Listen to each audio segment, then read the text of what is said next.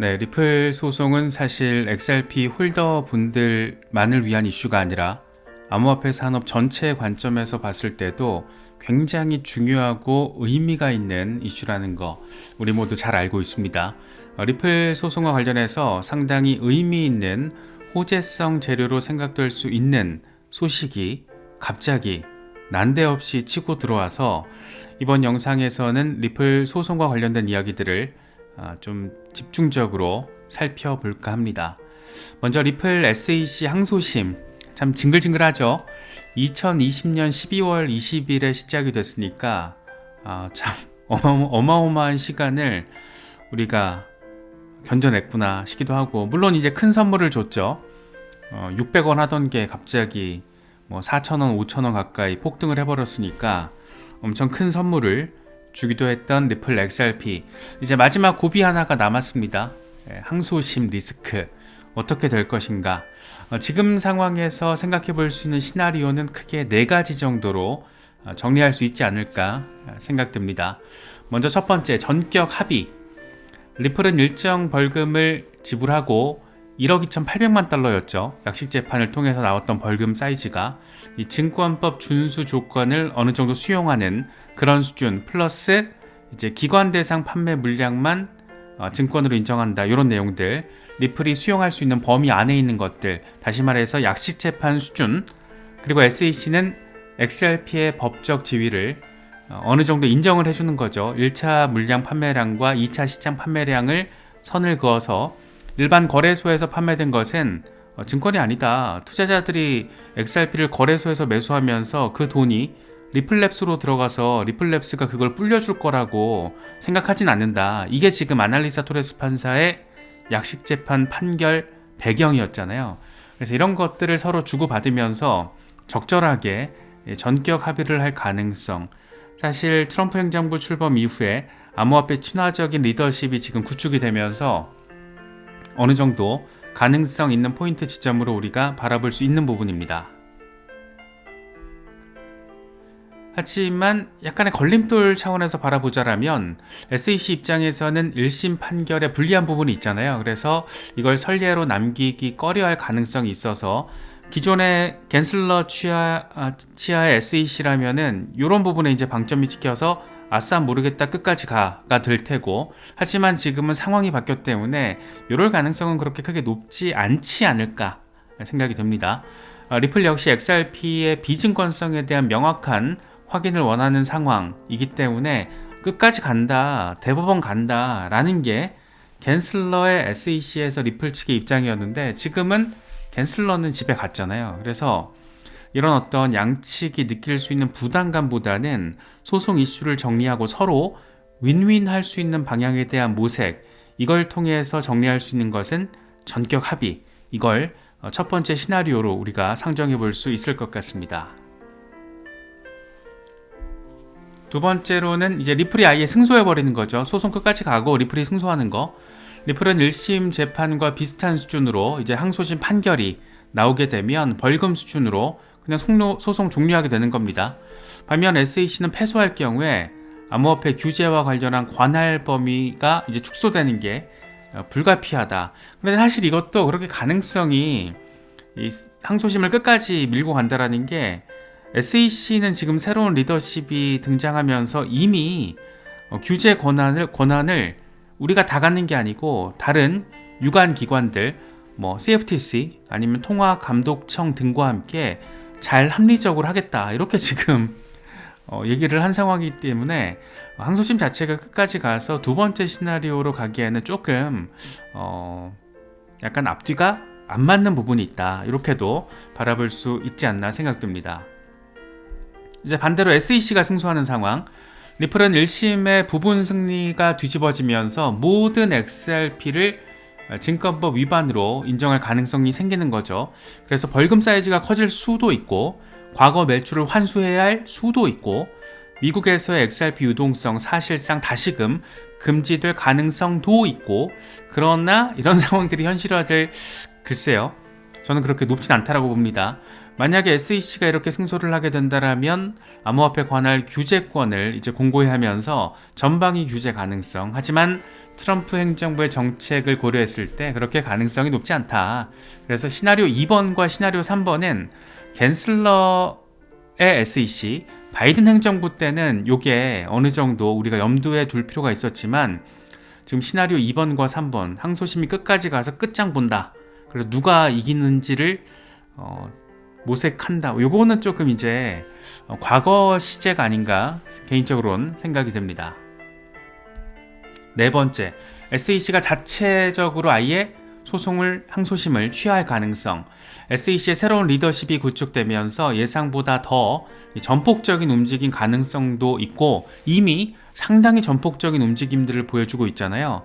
그래서 이런 상황들도 SEC가 자체 취하는 시나리오 4번도 어느 정도 가능성이 있어 보인다.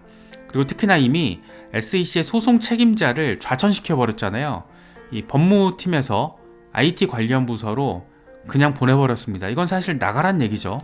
나가란 얘기를 아주 그냥 돌려깎기를 지금 한 건데 이런 것만 보더라도 소송 자체는 어떤 방식이 될지 모르겠지만 긍정적으로 마무리될 수 있지 않을까, 이런 기대감이 지금 깔려 있잖아요.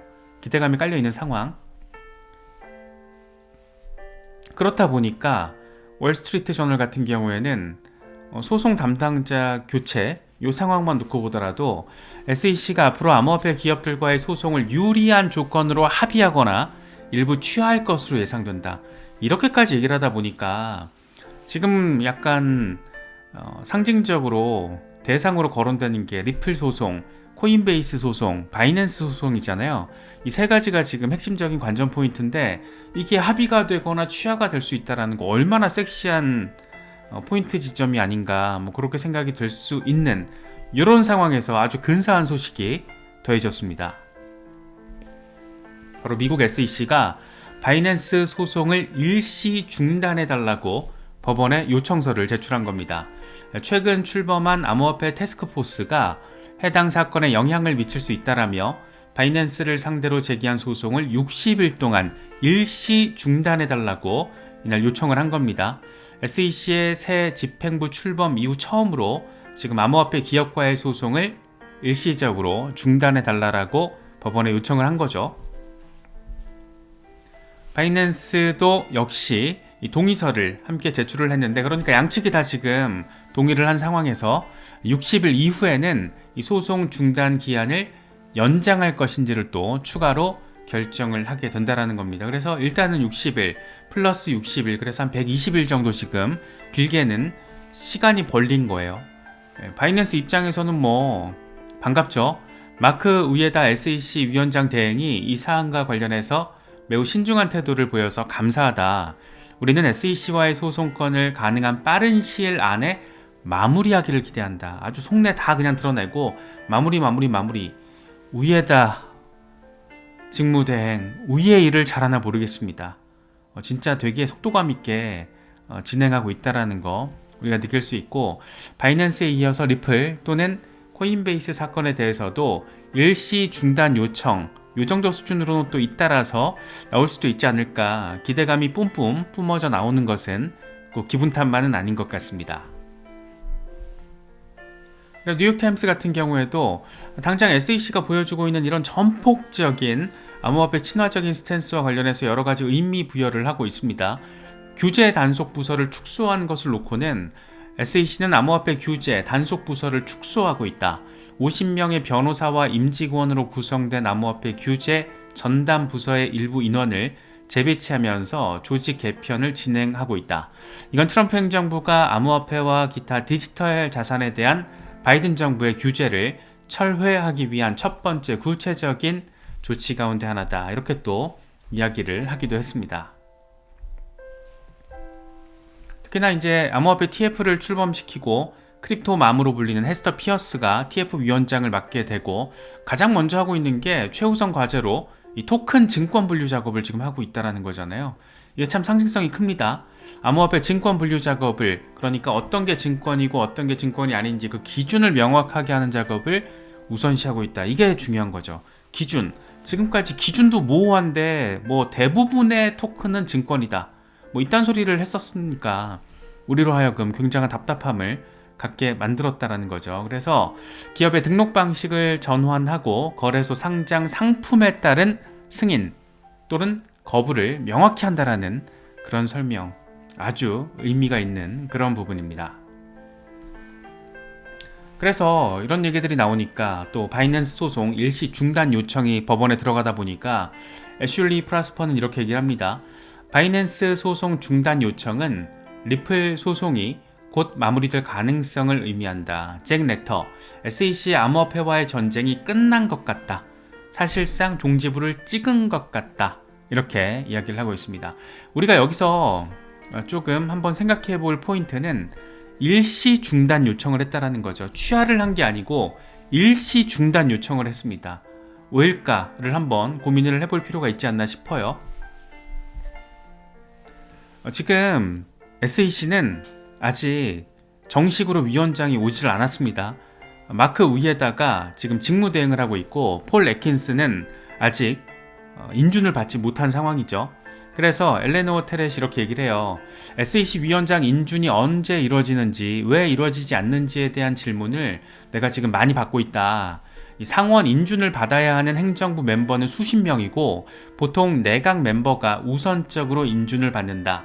아직 표결이 필요한 내각 멤버 9명이다. 그러니까 아직 인준받지 않은 내각 멤버도 9명이나 되는 거예요. 이 폴 애킨스 SEC 위원장 지명자는 아직 날짜도 정해지지 않았고 상원은행위원회에서 청문회를 열 예정이다.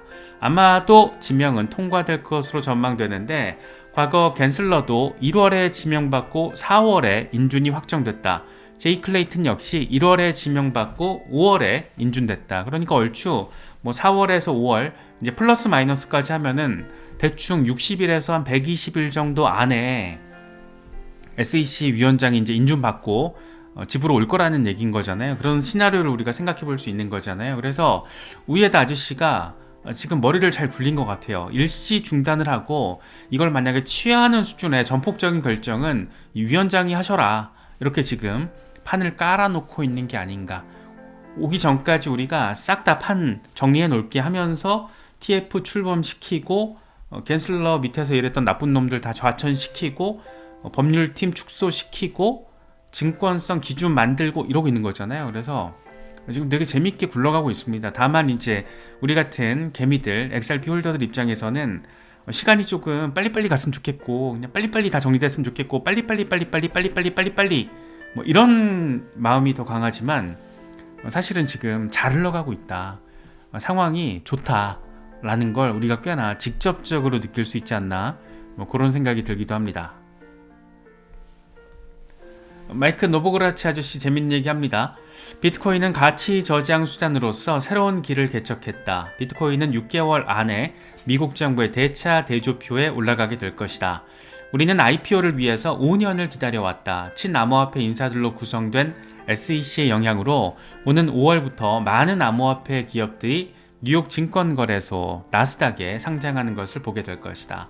이 멘트를 가져온 거는 리플의 IPO 가능성도 있기 때문입니다. 그래서 일단은 비트코인 전략자산 지정이 마이크 노보그라치 아저씨의 말처럼 6개월 안에 다 싹 다 의미있게 정리가 되고 IPO, 암호화폐 기업의 IPO 여러 지금 기업들이 준비를 하고 있다라는 소식도 전해지고 있는데 지금 상황에서 우리는 리플의 IPO 이슈 역시 상당히 의미 있는 기대 포인트로서 바라볼 수 있는 그런 상황입니다.